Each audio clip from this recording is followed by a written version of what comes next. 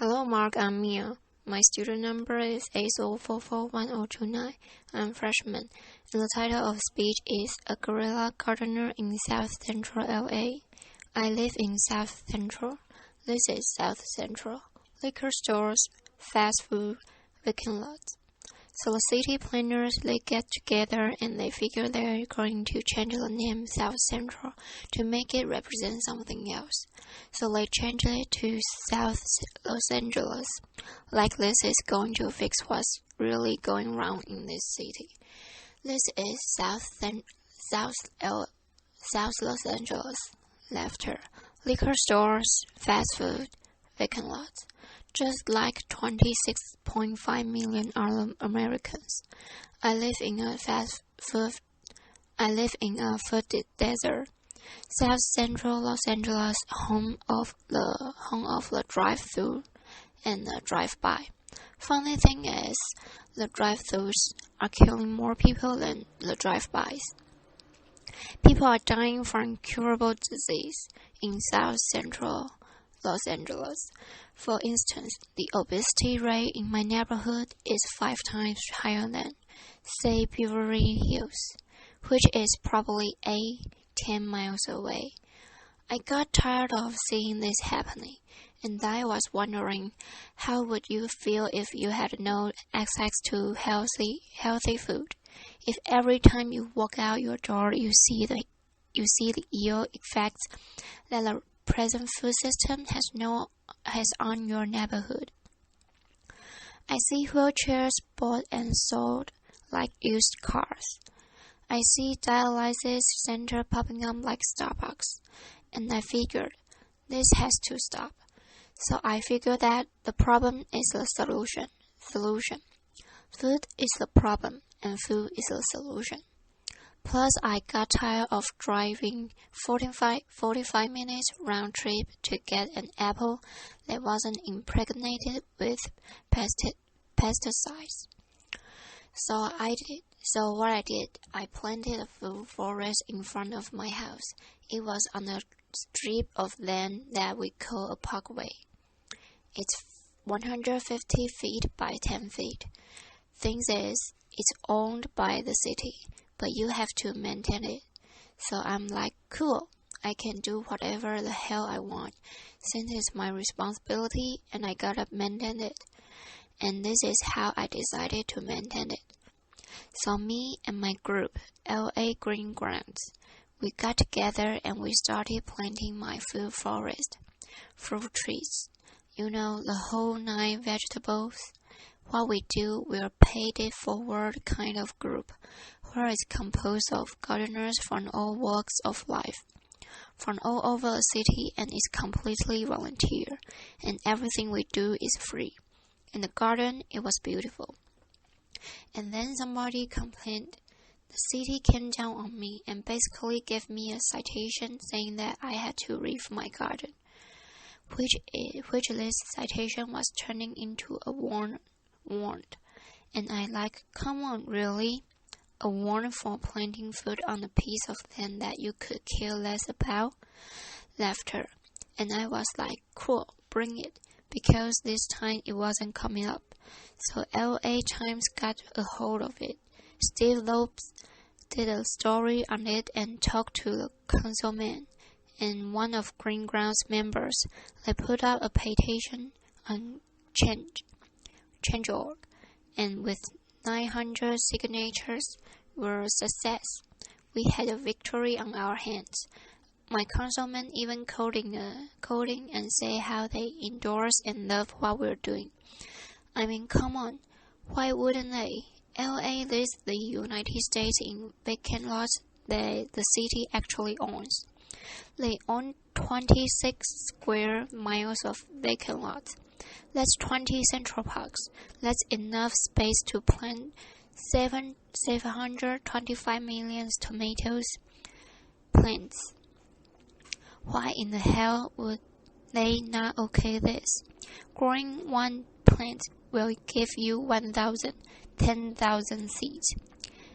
When $1 worth of green beans will give you $75 worth of produce. It's my gospel. When I telling people, grow your own food.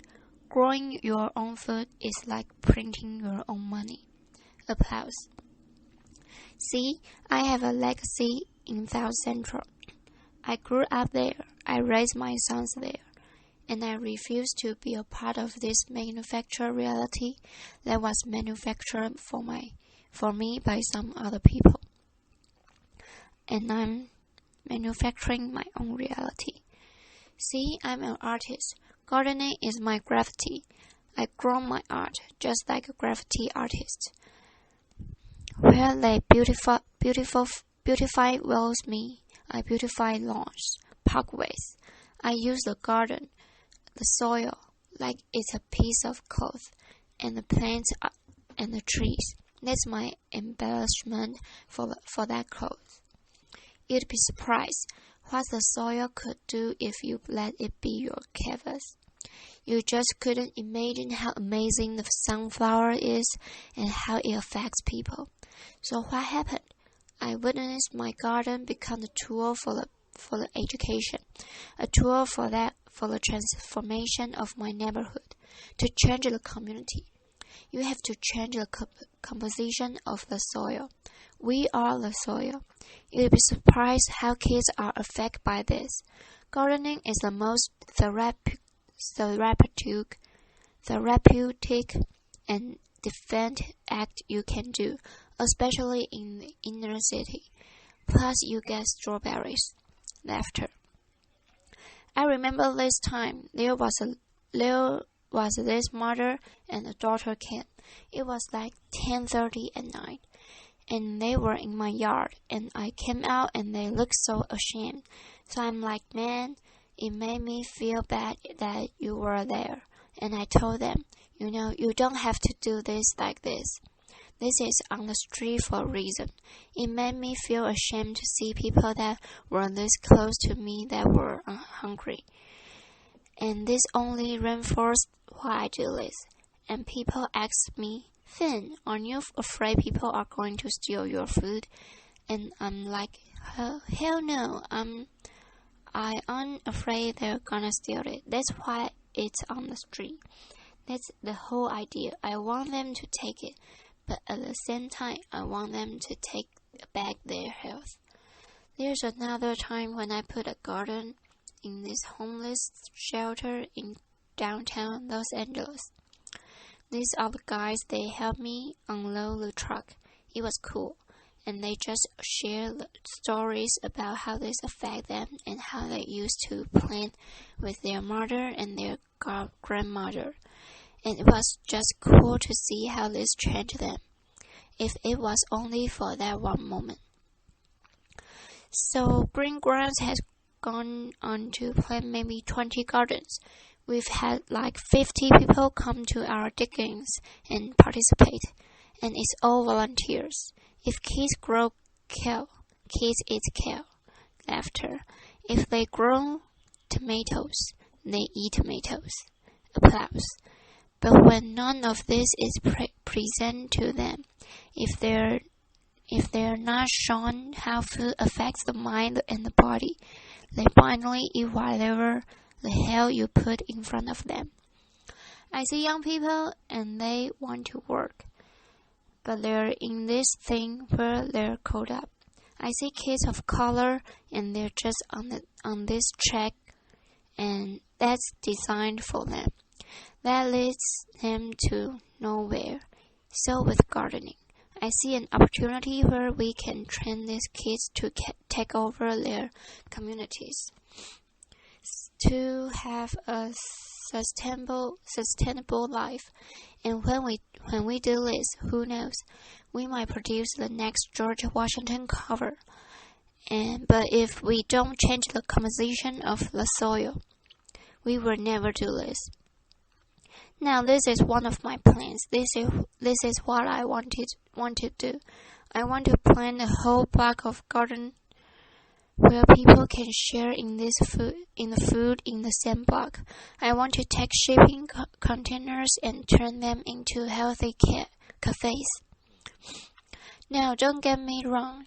I'm not talking about no free shit, because free is not sustainable. The funny thing about sustainable, you have to sustain it. Laughter, applause. What I'm talking about is putting people to work and getting kids off the street and letting them know the joy, the pride, and the honor in growing your own food, opening farmers market. So what I want to do here, we gotta make this sexy. So I want us to be us all to become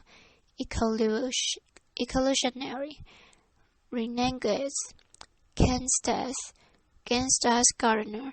We gotta flip the script on what a gangster is. If you ain't a gardener, you ain't gangster.